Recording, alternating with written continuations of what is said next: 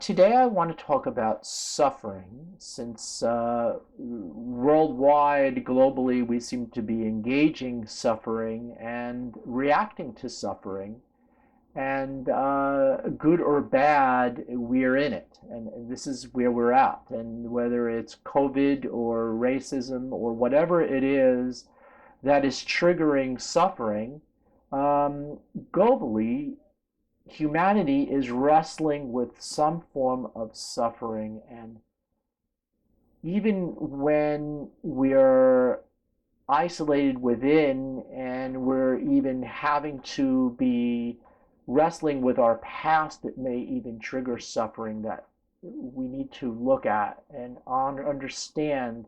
What is the role of suffering? Why do we suffer? Why do things suffer? Why is there suffering in the world? And what role, what purpose does it serve? And how am I supposed to deal with this? How am I supposed to look at suffering in the world? And as the world shifts, are we bringing suffering with us? What is this idea of suffering and pain? So let's just analyze this and learn a little bit through deeper introspection of what suffering is and how it works. So one of the things that's kind of obvious, I mean, the whole world got to see a video of an innocent man perhaps getting murdered. And we watched him die, if you saw that video. And it triggered initial reaction of pain. And then we immediately do this thing, we judge. We condemn the people doing this, we condemn the action, and we get angry. And I noticed that that was my reaction, that was my process. The first thing I had to do was judge. Like felt. First I felt. So I felt pain, and then I judged. And then once I judged, I could pull away and say, what am I going to do with this? This is an awful thing. What am I going to do with this? What are my options? Okay, so then we have choice. What we can do with this. So the suffering forced me to feel. When we analyze the suffering, the process was feeling, and then it was judgment. Now, what does judgment do? Judgment separates us from that.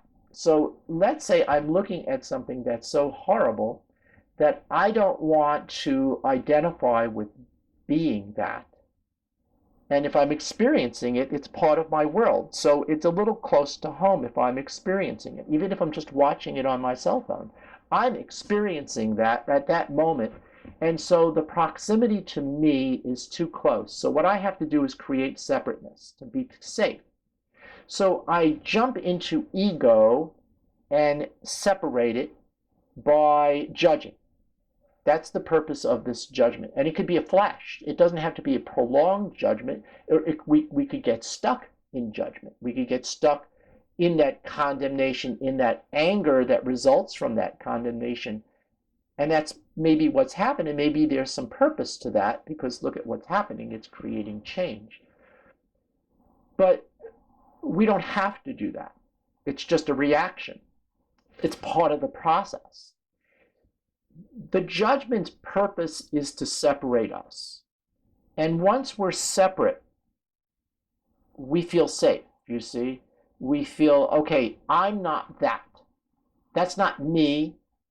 That's not me doing that painful thing. It's not me as the victim, but it could be me.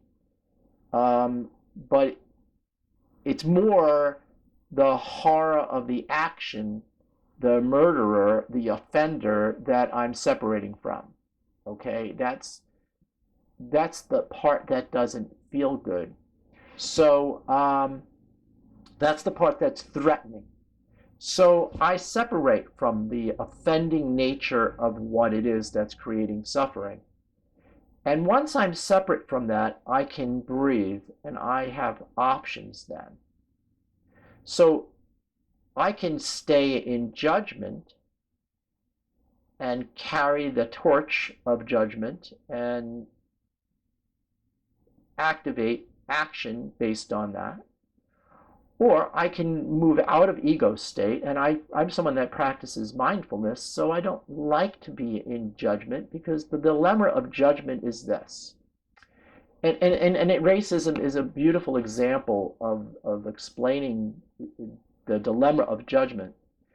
This actor who acted badly, this bad actor who acted in judgment of another human because their skin or race is different than them. Because this person was different than them, they assumed that this person was more criminal, more likely to be criminal, or bad in some way, or lesser in some way. And so what he was doing in acting out was acting in judgment of this other person. And now if we condemn that person, we are saying he's lesser than me, and I'm going to judge him. And I'm going to condemn him in judgment. And so, in a sense, what I'm doing is the same thing that he did. And so that makes me the same as him, in a way. Energetically, on an energetic level, I am the same as him in my judgment of him. So what are the choices then? What if I don't like how that feels then, if I know that? So what I do is I pull back. I pull away. I pull back from the whole thing, and I can look at this event globally and say, my gosh, the whole world is reacting to this and is creating change. And I don't have to condemn this man. I don't have to judge this man, because this man's action in taking another person's life triggered this massive change that pertains to 400 years of injustice, perhaps, that is now maybe being released into change. What a wonderful thing. I don't have to participate in judgment. I can watch the show. I can watch what's happening. I know inside, I know what I don't like. I know right and wrong. I know what feels good and what doesn't feel good. And I can just watch what's happening and watch this, and even participate in it, and cheer it on and help it change. And it doesn't always work that way, though. We can experience an injustice and be in judgment of that injustice. Perhaps someone abused us so horrendously. If we judge them, we're aligning with them, and maybe we can't forgive them. So what we can then do is pull back, and understand that I learned my lesson, that I am worthy when that person made me feel unworthy, that I'm worthy now, and I've learned that because I was born into this life and experienced this horrible trauma, and now I'm released from it. I don't have to forgive this person for what they did. I can see this person as someone who was in pain, who didn't know better, and who was suffering, and perhaps is still suffering, if they're alive. And so I can take this higher road. I can take a higher view and not be in judgment if I choose. It's a choice. It's a personal choice. It feels better to not judge, because then I don't have to engage in my anger. I don't have to be engaging in separateness. I can understand that we're all one. We're all the same. We're all one person. We have different journeys, and that's okay. And we can respect each other's sovereignty, and we can respect each other's journeys in oneness. And hopefully we'll get to that point where humanity can embrace the oneness between each other and not really see each other as different despite our differences, but as the same despite our differences. That we have this unity and diversity joined together. So I'm hoping we can get to that place. But understanding that if we didn't experience the suffering when we saw that little video, that we might think that, well, these police are helping this person just die a peaceful death. That's what it looked like. He just went to sleep and peacefully died. Without suffering, we wouldn't know that that was a horror, that it was an atrocity that was taking place. Suffering points to the poison. It tells us that this is toxic, that this is intolerable. Suffering lets us know that it's intolerable. It's not suffering that's bad, it's the act, the racism that's bad. It's the injustice that's condemnable. The suffering points to that out. That's what suffering does. Suffering helps us identify what it is we want to release. It lets us know not to eat the toxic food, the rancid food, because the rancid taste, which is the suffering, tells us that it's bad, and if we eat it, we'll get sick. So we get to release that food and say, I'm not going to eat that. I'm going to throw it away.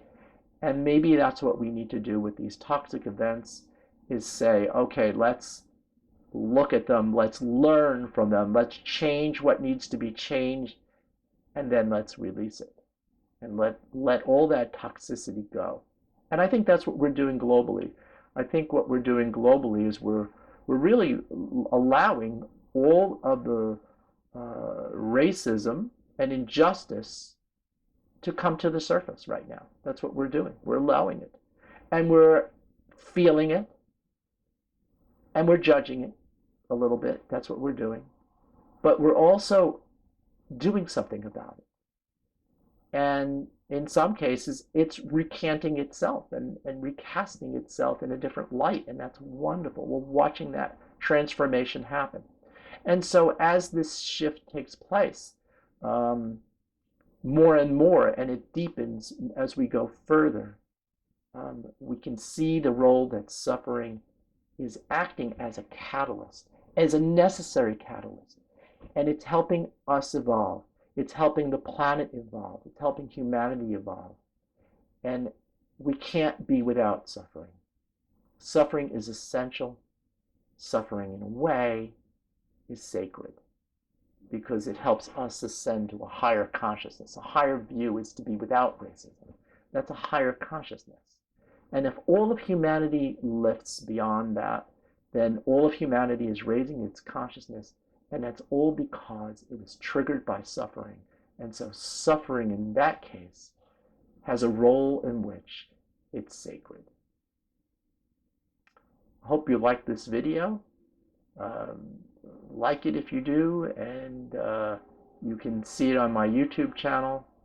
And I will speak to you soon.